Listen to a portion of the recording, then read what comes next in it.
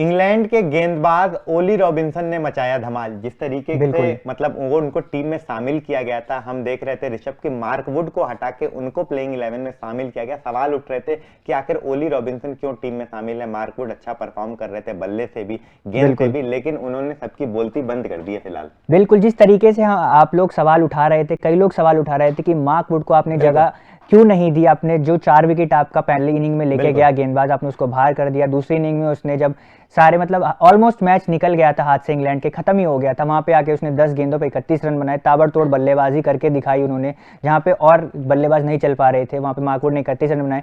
लेकिन Ollie Robinson ने कहीं ना कहीं अभी बल्लेबाजी करके तो ये साफ कर दिया है कि क्यों उनका टीम में चयन हुआ है। हालांकि उनका चयन जो है गेंदबाज के तौर पर हुआ है, लेकिन जिस तरीके की बल्लेबाजी करी, मुझे लगता है कि बहुत ही कमाल की बल्लेबाजी रही है। 58 रन, बहुत ही इंपॉर्टेंट 58 रन इसलिए क्योंकि एक तरफ वो अपने रन भी बना रहे थे और दूसरी तरफ जो रूट के साथ साझेदारी भी बन रही थी। जो रूट के साथ खड़े थे तो कहीं ना कहीं जो रूट जो शतक मार चुके थे, एक्सपीरियंस वाले खिलाड़ी थे, सेट हो चुके थे, तो उनके साथ कहीं ना कहीं ये जो पार्टनरशिप जमाई उन्होंने बहुत इंपॉर्टेंट थी। बिल्कुल ऋषभ, 102 रन की पार्टनरशिप बहुत इंपॉर्टेंट थी। दूसरी सबसे बड़ी पार्टनरशिप थी इंग्लैंड की इस मुकाबले, इस सीरीज मतलब पहले इनिंग की, जहां हम देखेंगे कि बेन फोक्स और रूट की साझेदारी थी। उसके बाद इनकी जो साझेदारी बनी, हम देखेंगे कि जिस तरीके से ओली का और फिर हमने जूट का, ये रॉबिन्सन का ये पार्टनरशिप, ये साझेदारी बहुत इंपॉर्टेंट हो जाता है। क्योंकि अगर ये साझेदारी 100 रन से ज्यादा की नहीं बनती तो कहीं ना कहीं इतना बड़ा स्कोर तो नहीं हुआ, लेकिन 350 के आसपास पहुंचना मुश्किल था।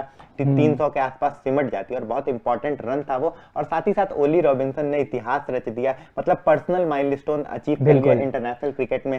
पहली बार उनके बल्ले से हाफ सेंचुरी आई है, हाईएस्ट स्कोर उन्होंने बना लिया है इंटरनेशनल क्रिकेट में, टेस्ट क्रिकेट में। और सबसे बड़ी बात, अगर आप इंडिया के अगेंस्ट, इंडिया के घरेलू मैदान में जाकर ये मतलब ऐसा अचीव करते हैं, कुछ भी माइलस्टोन अचीव करते हैं, तो बड़ी बात होती है। मुझे लगता है रॉबिन्सन भी इस अर्धशतक से बहुत खुश होंगे। वो किसी भी टीम के सामने अगर चाहते कि अर्धशतक हो तो वो जरूर चाहते होंगे कि इंडिया जैसी टीम के सामने वो बनाए, वो भी उनके घर पे आकर, और वो भी इस सिचुएशन में जहां पे इतनी विकेट गिर चुके हैं, कोलैप्स हो रहा था पीछे से, कहीं ना कहीं बड़ी साझेदारी नहीं बन रही थी। अगर हम बेन फोक्स और जो रूट की एक साझेदारी को छोड़ दे तो इतनी बड़ी जो है कोई साझेदारी नहीं बनी थी। ऐसे में वो गेंदबाज आता है लोअर ऑर्डर और अर्धशतक मार के जाता है। जिस तरीके से नई बॉल जब ली गई थी, मुझे याद है सिराज को जिस तरीके से अटैक किया उन्होंने, गेंदबाजों को अटैक किया था, कहीं ना कहीं बैकफुट पे धकेल दिया था जो भारतीय गेंदबाज थे।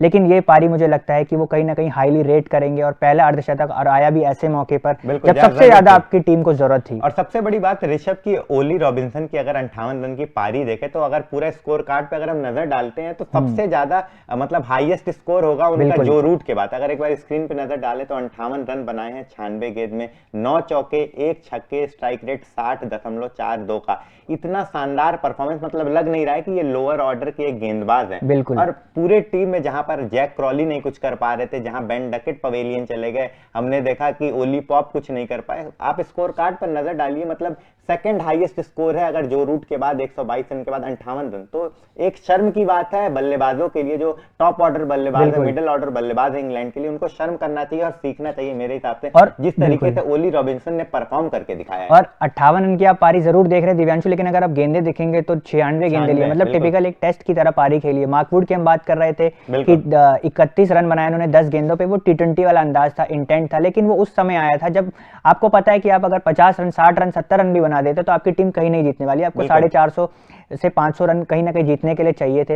लेकिन ऐसे में जो ये ओली रॉबिन्सन की ये पारी थी, कहीं ना कहीं ये साझेदारी बहुत ही ज्यादा इंपॉर्टेंट थी। मैं फिर से ये बोलूंगा कि मार्क वुड से ज्यादा मुझे इसमें वो है इंटेंट नजर आया, जिस तरीके से वो डिफेंस कर रहे थे, जिस तरीके से लीव कर रहे थे बॉलों को, और जिस तरीके से उन्होंने बाउंड्री भी हासिल करी, प्रॉपर एक बैट्समैन की शैली उनमें जो मुझे दिखाई दे रही बिल्कुल। वो 58 रन और उनके पहली हाफ सेंचुरी मुझे लगता है उतनी इंपॉर्टेंट नहीं रही। वो उन्होंने जो 96 गेंद खेले और जो पार्टनरशिप निभाई जो रूट के साथ, वो बहुत ज्यादा इंपॉर्टेंट थी और बहुत इंपॉर्टेंट रोल अदा किया इंग्लैंड के लिए। और कहीं ना कहीं ये हो सकता, ये भी देखने वाली बात होगी कि 300 से 350 का जो ये लक्ष्य तय किया है अभी तक इंग्लैंड ने, तो कहीं ना कहीं उसका जो सबसे ज्यादा क्रेडिट जाना जो रूट को तो नो डाउट जाता ही है बिल्कुल, लेकिन जो 50 रन का जो है रॉबिन्सन को ही बिल्कुल जाएगा। बिल्कुल, इनको क्रेडिट देना चाहिए जिस तरीके का परफॉर्मेंस किया है। अचानक से अभी आए हुए हैं, अभी तक पूरे सीरीज में इनका पहला मुकाबला रहा है, पहली बार बल्लेबाजी कर रहे हैं इस पूरे सीरीज में, पहली बार, मतलब किसी भी सीरीज में इनको मौका नहीं दिया गया था। इस सीरीज के किसी भी मुकाबले में इन्हें मौका नहीं दिया गया था, तो मतलब अचानक से आए और अच्छा परफॉर्म करके गए, तो काबिले तारीफ और अगर एक गेंदबाज आके अर्धशतक लगा रहा है, वो भी ऐसी क्रूशियल नॉक खेल के जा रहा है, तो कहीं ना कहीं वो हमें भी मजबूर करता है कि उसके बारे में बात करने की। अगर वो गेंदबाजी से विकेट लेती तो इतनी बड़ी बात नहीं होती, लेकिन जिस तरीके से उन्होंने बल्लेबाजी करी है,